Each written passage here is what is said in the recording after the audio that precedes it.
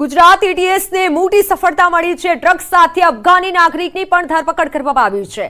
દિલ્હી ખાતેથી 460 ગ્રામ હેરોઇન સાથે શખ્સને ઝડપ્યો છે। આંતરરાષ્ટ્રીય ડ્રગ્સ રેકેટમાં સંડોવાયેલ હતો મોહમ્મદ યાસીન।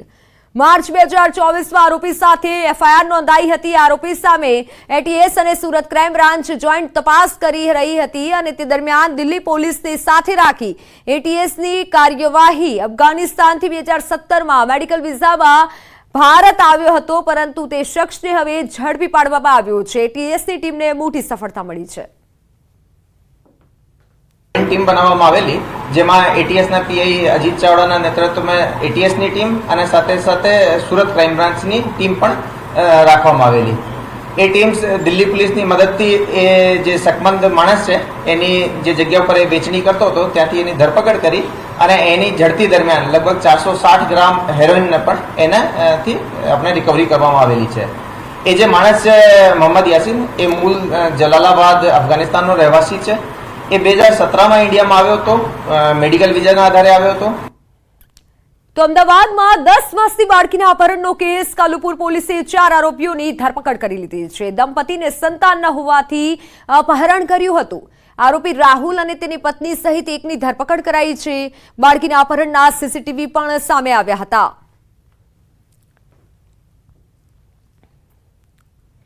આબુ રોડના માનપુર રોડ પર ભર બજારમાં ઇકો ચાલકે 3 બાઇક ચાલકોને અડફેટે લઈ લીધા।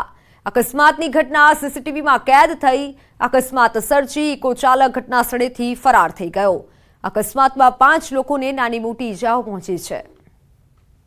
અકસ્માતની સમગ્ર ઘટના સીસીટીવીમાં કેદ થઈ છે। ફૂટેજમાં જોઈ શકાય છે કે પૂરપાટ ઝડપે ઇકો ગાડી આવી રહી છે અને 5 લોકોને અડફેટે લે છે। હાલ તો ઇજાગ્રસ્તને સારવાર અર્થે ખસેડાયા છે। 3 વાહનોને અડફેટે લીધા હતા અને જેથી પોલીસે પણ તપાસ હાથ ધરી છે। વાલીઓ માટે લાલબત્તી સમાન કિસ્સો સામે આવ્યો છે। ભાવનગર જિલ્લાના શિહોર તાલુકાના આંબલા ગામે બ્લોકનો માલ બનાવવા માટેના મિક્સચરમાં આવી જતા 2 બાળકોના મોત નીપજ્યા છે। આંબલા ગામે બ્લોક બનાવવાના કારખાનામાં શ્રમિક પરિવાર કામ કરવા આવ્યો હતો। એક બાળક રાજવીરની ઉંમર 4 વર્ષ જ્યારે જયવીરની ઉંમર 1.5 વર્ષની છે।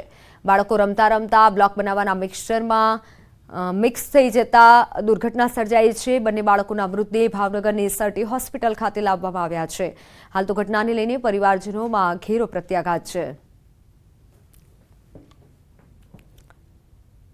તો હાલ સમાચારોમાં સમય થયો છે વિરામનો।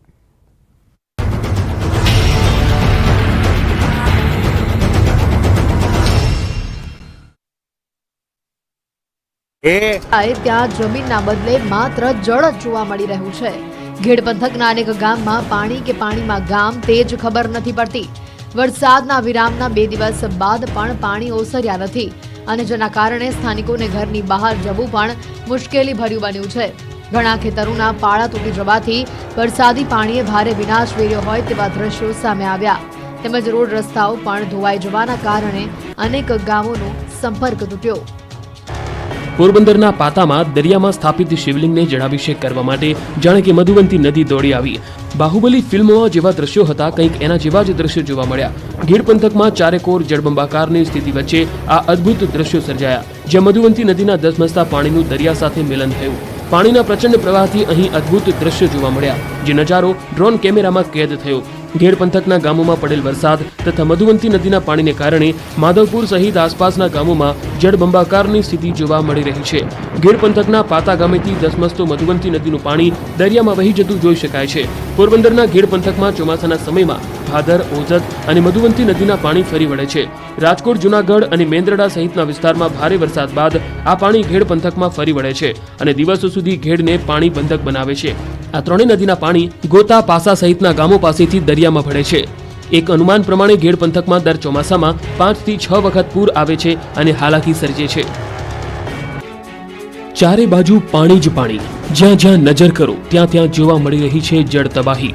પુલ ઉપર કેડસમા પાણી, ગામ ડૂબ્યા, રોડ ડૂબ્યા, ખેતરો ડૂબ્યા, ડૂબ્યો આખો વિસ્તાર। તબાહી જ તબાહીના આ દ્રશ્યો છે સુરતના પલસાણાના બલેશ્વર ગામના। અહીં 2 દિવસ તોડી નાખે એવો વરસાદ પડતા ગામના ગામ ડૂબી ગયા છે। જળબંબાકારની સ્થિતિનું નિર્માણ થયું છે। પલસાણાનું બલેશ્વર ગામ બેટમાં ફેરવાઈ ગયું છે। 32 ગંગા ખાડી બે કાંઠે થતા બલેશ્વરમાં પાણી ઘૂસી ગયા છે. 32 ગંગા ખાડીના પાણીએ આખા ગામને બાનમાં લેતા ગામની એક બજારમાં પાણીએ સામ્રાજ્ય જમાવ્યું. પાણીએ એવી તબાહી મચાવી કે ગ્રામજનોને ઘર છોડવા પડે તેવી સ્થિતિનું નિર્માણ થયું છે. ગામમાં પાણી ફરી વળતા ગ્રામજનોને સ્થળાંતર કરવાની ફરજ પડી છે.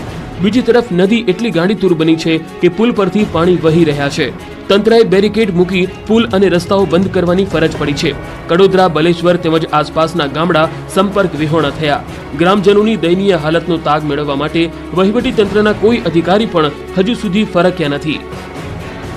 ઉત્તર ગુજરાતમાં મેઘરાજાએ તોફાની સ્વરૂપ બતાવતા ચારે બાજુ જળબંબાકારની સ્થિતિનું નિર્માણ થયું છે. ત્યારે સાબરકાંઠા જિલ્લામાં પણ વરસાદે સપાટો બોલાવ્યો છે. હિંમતનગરમાં મોતીપુરાથી લઈને સહકારી જીન સુધી વરસાદી પાણી ભરાયા છે. નેશનલ હાઈવેનું નવીનીકરણ થઈ રહ્યું છે. 6 લેન રોડ બની રહ્યો છે. તેના કારણે વાહન ચાલકો ભારે હાલાકીનો સામનો કરી રહ્યા છે. ટ્રાફિક જામની સમસ્યા સર્જાઈ રહી છે. હાઈવે પર ખાડા પડી જવાથી વાહનોને પણ નુકસાન થઈ રહ્યું છે.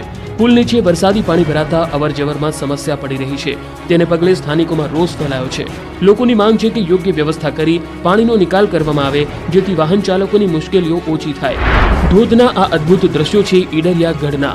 ઈડરમાં 5 કલાકમાં 4 ઇંચ વરસાદ પડતા ધોધ જીવંત થયા છે. ઠેર ઠેર ધોધ અને ઝરણા જીવંત બન્યા છે. ઈડરિયા ગઢમાં વરસાદ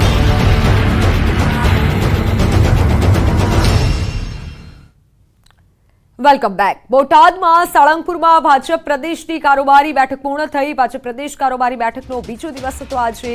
તો સીએમ ભૂપેન્દ્ર પટેલ બેઠકમાં તેઓએ હાજરી આપી. CR પાટીલ સહિતના નેતાઓ પણ ઉપસ્થિત રહ્યા. સંગઠન અને ચૂંટણીને લઈને બેઠકમાં ચર્ચા કરવામાં આવી. આગામી કાર્યક્રમોને લઈને પણ ચર્ચા કરાઈ. સીએમ ભૂપેન્દ્ર પટેલ પણ ખાસ આ બેઠકમાં ઉપસ્થિત રહ્યા હતા. CR પાટીલ સહિતના નેતાઓ હાજર રહ્યા હતા. સંગઠનને કઈ રીતે મજબૂત કરી શકાય, આગામી ચૂંટણીને લઈને આ બેઠકમાં ચર્ચા કરવામાં આવી હતી. તો ફરી એકવાર જ્યારે બેઠકોનો ધમધમાટ શરૂ થયો છે, ભાજપ દ્વારા મહત્વની આજે સાળંગપુર ખાતે બેઠક યોજાઈ હતી. સીએમ ભૂપેન્દ્ર પટેલ જેમાં ખાસ ઉપસ્થિત રહ્યા હતા અને તમામ લોકોને માર્ગદર્શન પૂરું પાડ્યું હતું.